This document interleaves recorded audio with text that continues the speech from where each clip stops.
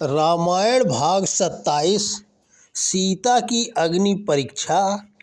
सुग्रीव, अंगद, जामवंत, नल, नील के साथ विभीषण ने भी श्री राम के साथ ही अयोध्या की ओर प्रस्थान किया।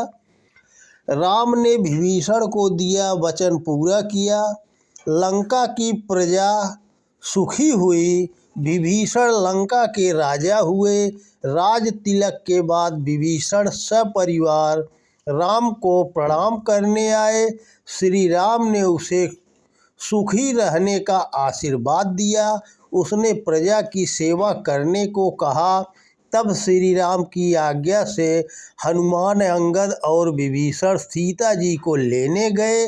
सीता जी राम विजय के समाचार से हर्ष विभोर थी।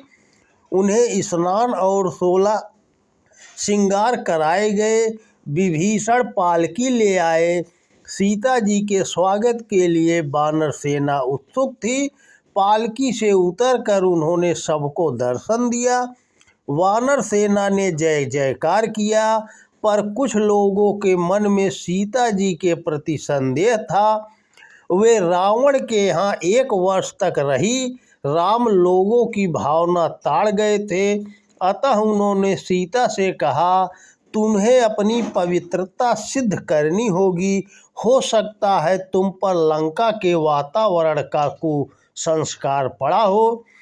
एक विशाल चिता बनाई गई। सीता जी उसमें बैठ गई।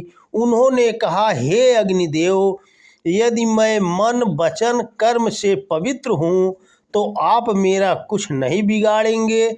लक्ष्मण ने अग्नि से चिता प्रज्वलित की। धीरे धीरे लाल लाल लपटें आसमान छूने लगी। सब सशंकित हो उठे, पर सीता जी का बाल बांका भी ना हुआ। वे अग्नि परीक्षा में खरी उतरी। राम ने सीता को अपने पास बिठलाया। सबने श्री राम और सीता का जय जयकार किया।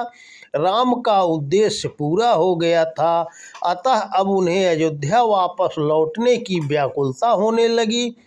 वनवास की 14 वर्ष की अवधि भी पूर्ण होने को थी। भरत को दिया गया वचन याद आने लगा। उन्होंने वापस लौटने की घोषणा कर दी। विभीषण ने अपना पुष्पक विमान प्रस्तुत किया। राम, लक्ष्मण, सीता के साथ अनेक वानर भी उसमें सवार हुए। यह बहुत बड़ा विमान था। हनुमान भरत को संदेश देने के लिए पहले ही चले गए थे। सुग्रीव, अंगद, जामवंत, नल, नील के साथ विभीषण ने भी श्री राम के साथ ही अयोध्या की ओर प्रस्थान किया। तो दोस्तों नमस्कार। कल के भाग में है अयोध्या में राम का राज्याभिषेक। जय हिंद, जय भारत।